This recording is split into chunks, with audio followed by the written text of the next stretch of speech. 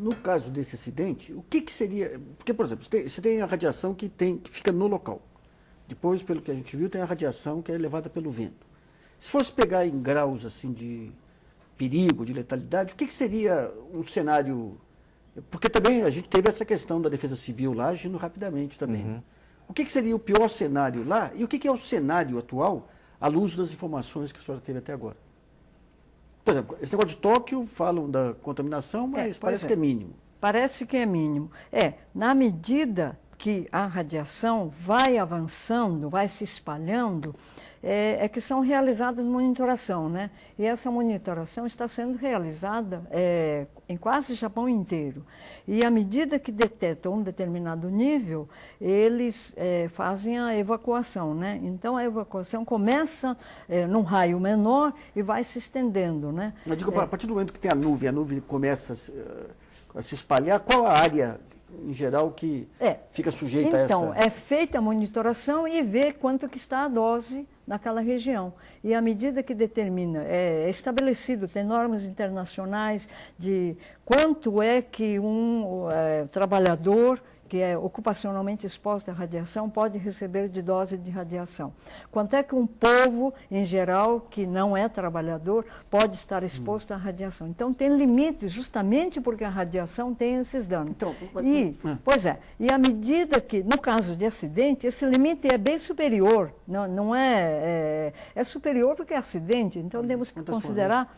Mas é monitorado. Então, passam de um certo valor, aí começa a evacuação. Então, foi o caso de Chernobyl. Lá em Chernobyl, eles começaram evacuando 10 quilômetros, depois passaram para 30, depois passaram por uma extensão maior. E lá em Chernobyl foi pior ainda, porque o povo não ficou sabendo do acidente. Como é que eles ficaram sabendo do acidente? Porque a poeira radioativa foi parar lá na Suécia. E os funcionários do reator lá na Suécia estavam monitorando seu reator, como eles fazem todas as manhãs, e viram um índice maior. E aí eles falaram, será que é o nosso reator? E começaram a fazer a observação, a análise no seu próprio reator. E quando viram que não era, eles falaram, precisamos de alguém da meteorologia para dizer de onde que está soprando o vento. E aí eles falaram, olha, está vindo daquela região. E aí que descobriram e fizeram alerta, porque os russos tinham escondido tudo, escondido da própria população. Tem que lembrar que naquela época, né, a União Soviética era uma ditadura, um país fechado, né, e isso também foi uma causa daquele acidente, porque a agência já tinha... sugerido, né, ou notificado ao governo russo o perigo daqueles reatores. E não dá para comparar a radiação emitida pelo acidente de Chernobyl com o que está acontecendo em Fukushima. O reator de Chernobyl, ele teve uma explosão química devido à quantidade de fogo que pegou no grafite, né, que eles usavam grafite como um moderador, e as usinas do Japão, BWR, e nossas usinas também, nós usamos água. E não tem o perigo de ocorrer aquele mesmo tipo de explosão. Além disso, as usinas, tanto as usinas de Fukushima quanto as do PWR, elas são projetadas no caso da BWR de Fukushima, com duas contenções, né? Justamente para confinar os produtos de fissão, caso ocorra um dano nos elementos combustíveis, como ocorreu este Fukushima. O problema da usina de Fukushima é que o vapor ele é gerado dentro do vaso de pressão, né? Ao contrário das nossas usinas, que o vapor é gerado num circuito secundário, num outro circuito, que é um circuito independente, e o reator é refrigerado por um outro circuito. Então, o que ocorre no reator de Fukushima? O vapor gerado aumenta a pressão ali do primário, do vaso de pressão. Essa pressão aumentada ela tem que ser aliviada, porque existe existem 11 válvulas de alívio, né, que alivia a pressão. O princípio da panela de pressão. Isso. Quando chegou aquele limite, a válvula abre. Agora, esse vapor é radioativo? Esse vapor é radioativo porque ele está em contato com os elementos combustíveis. É esse vapor que está então, saindo. Nós vamos ter que fazer um intervalo e voltamos daqui a pouco.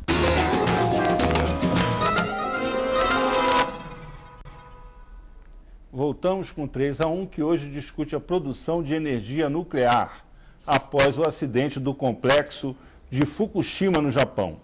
Participam da conversa o presidente da Associação Brasileira de Energia Nuclear, Edson Kuramoto, a professora de Física do Instituto de Física da Universidade de São Paulo, Emiko Okuno, e o jornalista Luiz Nassif, aqui da TV Brasil.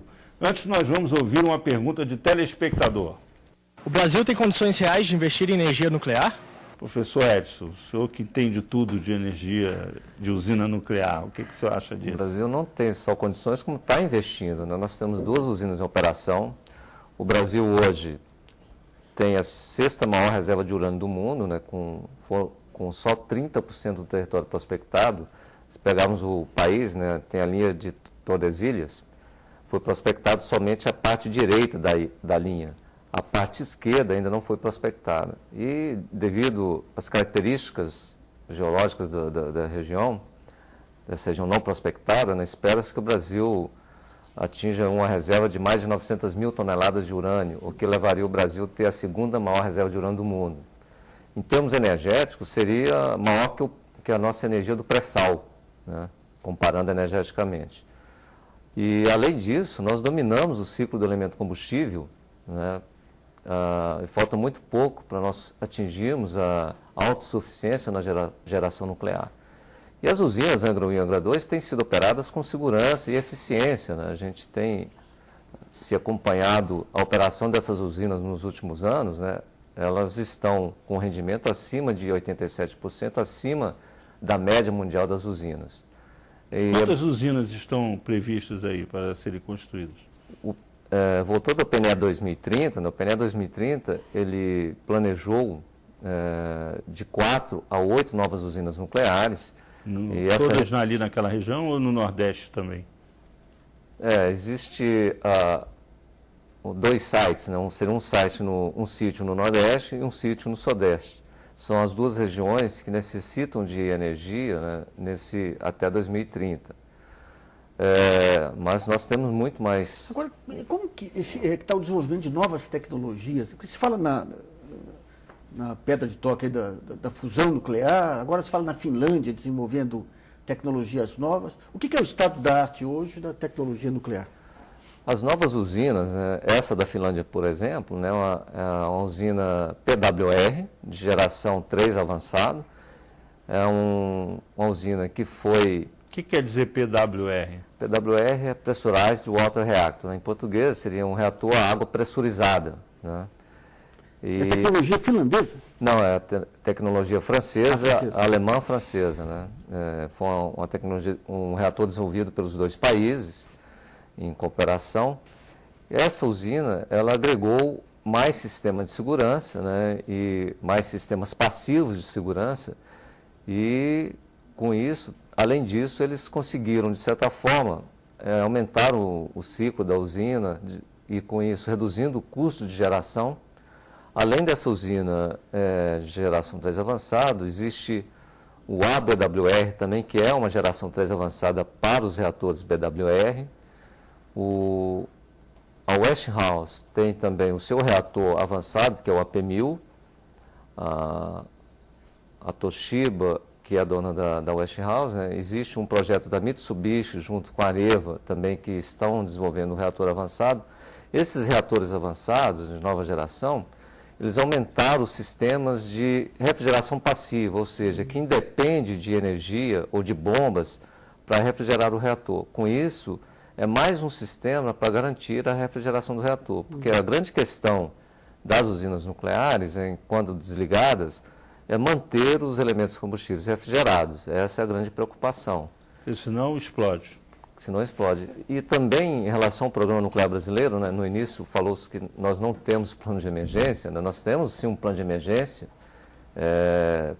na região de Angra, próximas às usinas, e o plano de evacuação é parecido com o plano de evacuação que foi colocado em prática no Japão. Primeiramente, é evacuado as pessoas que moram a 3 quilômetros, e no caso de Angra também, são os familiares dos trabalhadores das usinas que moram no raio de 3 quilômetros. Posteriormente, se a situação exigir, né, é feita a evacuação a 5 quilômetros e, caso seja necessário, a evacuação até 10 quilômetros. E esse plano é feito um treinamento a cada 2 anos. Os órgãos envolvidos, né, a responsabilidade do plano de emergência é da Defesa Civil do Estado, mas participam vários órgãos, né, desse plano, órgãos federais, órgãos estaduais, municipais, lá de Angra. A Marinha participa dando apoio, né, ao plano de emergência, caso tenha algum problema nas estradas, nesse trecho de evacuação. O Exército participa também. Então, são vários órgãos que participam e aquela região está preparada. Agora, para entender a abrangência da contaminação, aí foi dito dessa nuvem que saiu de Chernobyl, foi até a Suécia. Em geral, quanto tempo que leva para diluir essas nuvens? E quando a contaminação se dá na água do mar, qual que é a abrangência, até que área que Porque, na pode verdade, atingir? à medida que, no caso de Chernobyl, acabou contaminando todo o terreno europeu. Porque foi para, a nuvem foi levando, e quando chegou lá na Inglaterra, por exemplo, choveu. Aí a contaminação, os átomos radioativos caíram no solo,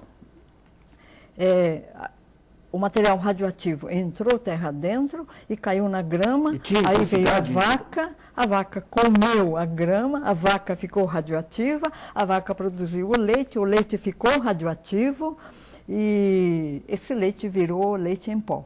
Esse leite em pó, o Brasil acabou importando. Não foi muito radioativo, é um nível de contaminação razoavelmente baixo, mas isso aconteceu com o leite da Holanda e leite da Inglaterra, principalmente porque foram as regiões que choveram, onde tinha nuvem radioativa. Agora, existe algum estudo sobre consequências para quem consumiu esse leite? O nível de contaminação foi muito baixo, na verdade, né? Porque o leite já é naturalmente radioativo. Porque o leite contém potássio e um isótopo do potássio, que é o potássio 40, ele emite radiação. Então, nós estamos constantemente consumindo material radioativo via leite, via comida, e estamos sujeitos à radiação natural, que é a radiação cósmica, que está chovendo na nossa cabeça, e fora o material radioativo que está no solo terrestre, que emite radiação. Então, a gente está exposto a uma radiação ambiental em nível... Tolerável. O que seria tolerável? O homem vai se adaptando. Está reduzindo a idade média da população. Não, a radiação natural, né, que está no meio ambiente, o homem vai se adaptando a ela. A radiação aumentou com as construções. Nas construções, as casas têm uma certa radiação devido ao concreto, devido às pedras de granito. Agora, o que se tem, quando se fala em contaminação, isso é o grande perigo. Quando se fala em contaminação, ou é noticiado, foi contaminada a água. Mas se essa contaminação, como a professora afirmou, não faz mal, a população, quando ouve uma notícia, foi contaminada a água, qual é a reação da população? Aquela água está fazendo mal à população. Então, quando se fala em contaminação, tem que deixar claro nessa notícia, né, que a contaminação não foi o suficiente para fazer mal à saúde. A declaração do governo japonês e dos órgãos que estão monitorando as cidades japonesas, na realidade, alguns sites têm publicado esse monitoramento logo depois do acidente. Praticamente, a professora afirmou, e isso é correto, quase todas as prefeituras do Japão, das cidades japonesas, estão monitorando a radiação. E mostram que não está havendo, fora do raio que foi evacuado, uma contaminação suficiente para fazer mal à saúde das pessoas. 20 quilômetros.